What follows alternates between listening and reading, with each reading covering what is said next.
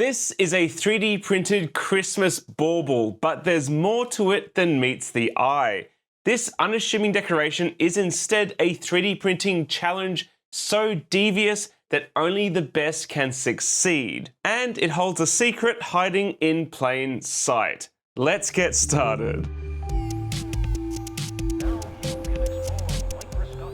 How's it going, guys? Angus here from Muse, and well done. You've made it to the end of another year. In a world of turmoil, $8 eggs, and AI slop, I really wanted to push myself to create something creative and beautiful for the holiday season. But if you've seen any of my previous Christmas-themed 3D designs, well, then you'll know that I tend to go a little bit crazy. This bauble is based on the concept of rotating swept surfaces. It's a modeling technique I shared in a recent tutorial to make this funky dual color candy cane. What you do is create a surface sweep by sweeping a line along a path to create a zero thickness surface, and then you can tell the sweep to twist on itself as it goes. Using this new surface body, you can cut existing solid geometry, splitting objects up into parts for multicolor or multi-material printing. And trust me, it's a really easy way of going about it. And because the surface is zero thickness, both parts bond together during the print with no gaps. So this got me thinking, what if I didn't want the parts to bond together? This twisting is effectively creating a thread so the two parts could, in theory, twist down into each other. So why not try to make a puzzle of some kind using this surface twist and cut approach? And thus, the secret twisty bauble was born. This design may look simple, but it was a crazy challenge to get right. Not only because it needs to function correctly with no collisions, but it also needs to be fully 3D printable, and it needs to look half decent as well, which isn't my strong suit. And it all starts here with a revolve. This is a sphere, except it has the top and bottom cut off to make it printable, because we all know how impossible it is to print the undersides of spheres on FDM 3D printers. You could use support material, I suppose, but that's cheating. I like to draw a tangential line at the maximum overhang I want, and then I extend it a little bit so the sphere doesn't get too truncated. That ensures a maximum overhang that I know I can print without support material. Now this is where the magic happens. I created this funky curved sketch with these three lobes as a sketch pattern, and the goal here is to sweep this up as a surface right up and through the sphere, which will then be eventually used to create the two halves.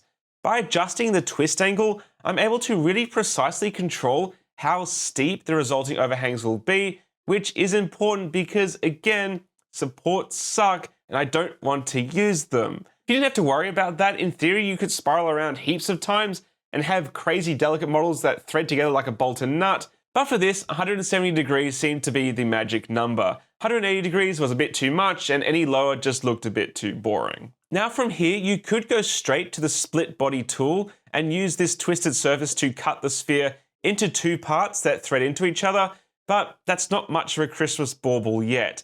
And I want to be able to hide something inside of it, which means that in addition to unscrewing, it needs a loop on the top for attaching to the tree, and it needs some kind of cavity inside to hold something.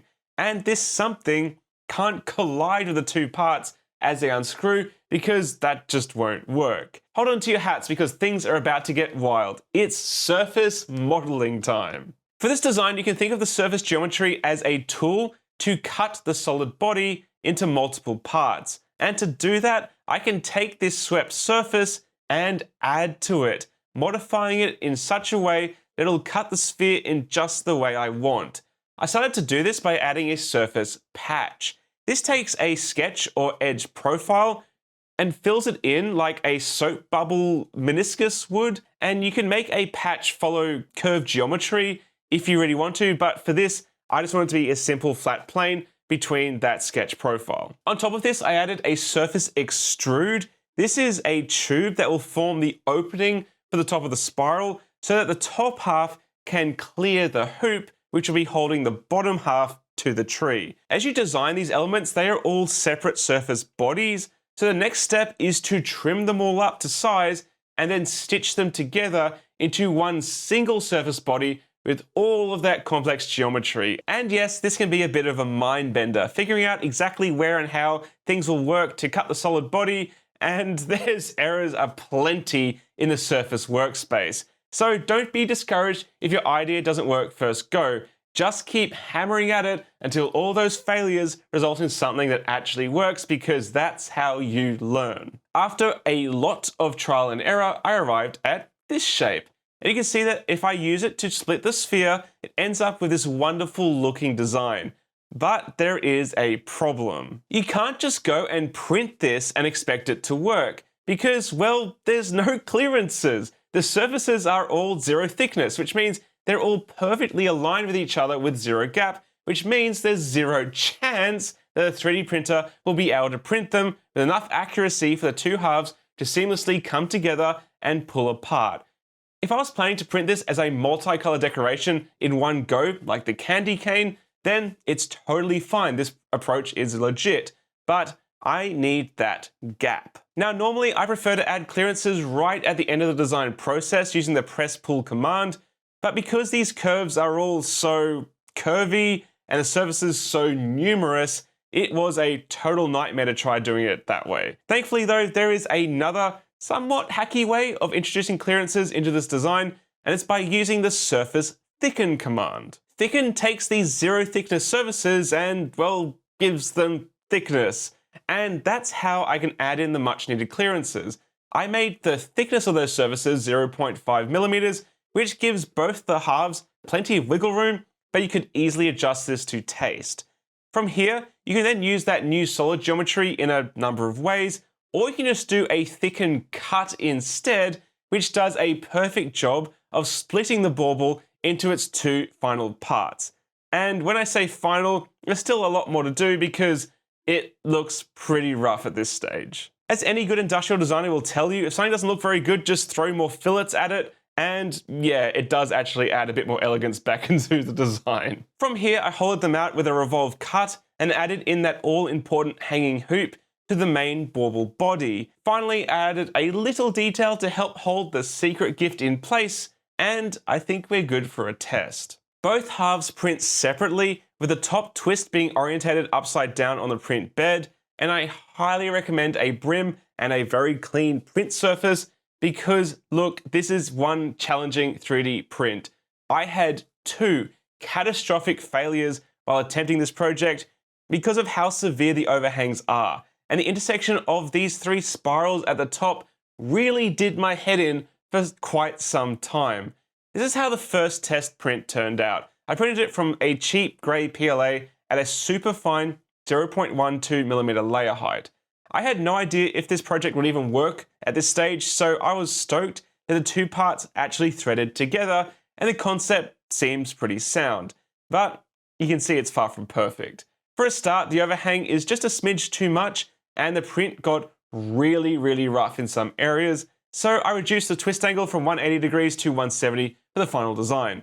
Secondly, these large surfaces are a bit dull and it's a bit too slippery and hard to grasp, so I added some additional twist details to the model, which were modeled up as a separate body and then cut into the design using a combined cut, and it adds just a little bit of more elegance to the design as well. Finally though, and most annoyingly, is this absolute bird's nest of a bridge. I'm not gonna lie, I thought this would work fine. I spent ages trying to ensure that all the edges would be straight so that a bridge could succeed, at least theoretically. But the G-code preview tells a different story.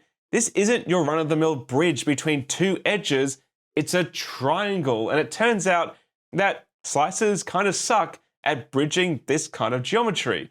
Even though it is technically possible, what happens is it creates a bridged perimeters, which work totally fine, but then it does this solid infill across the gap that just quickly fails to adhere to those bridge perimeters, and it ends up with a mess. You can see as soon as the normal bridge transitions into the triangular section, it just instantly fails, and that is not acceptable. It took some serious shower thoughts to solve this little problem, but I think I've arrived at a pretty reasonable method that tricks the slicer into doing exactly what I want. Because the printer has no issue with those preliminary perimeters, I simply forced it to make more of them by cutting out this tiny detail on the top of the bauble. This effectively forces the slicer to create three independent bridges first, which it has no issue of identifying and filling in, and from there it can then run its solid infill across thin air, and it mostly seems to work. It's not perfect, there's a bit of droop and a bit of messiness, but it's way better than before,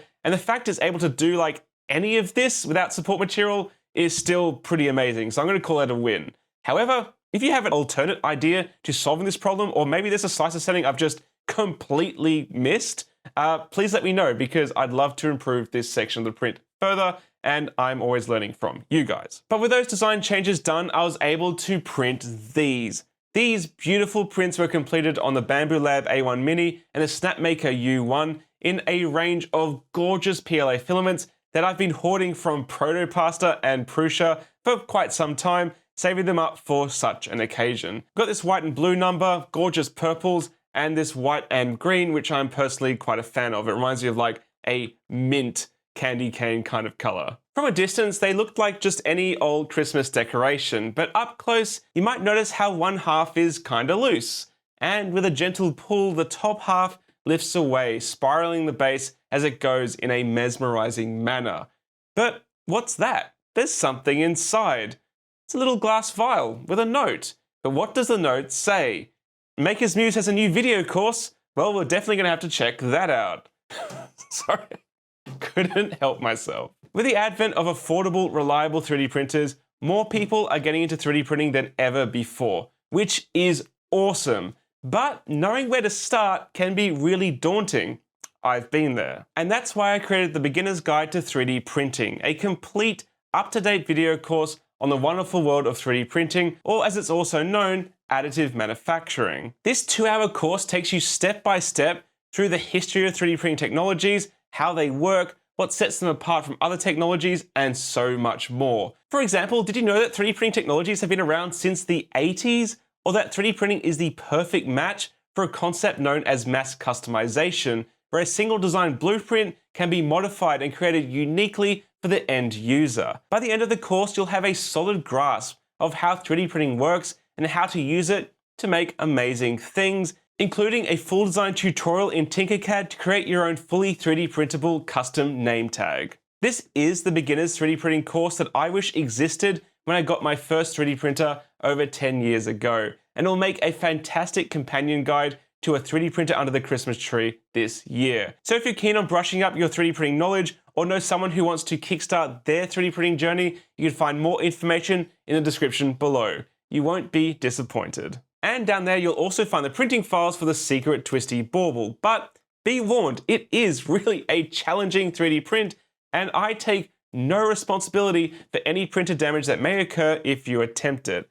Good bed adhesion, a super fine layer height, and top tier cooling is a must. And that's just about going to do it from me. So I hope you have a fantastic Christmas and New Year, and I look forward to seeing you again in 2026 for more Maker's Muse shenanigans. Catch you later, guys. Bye.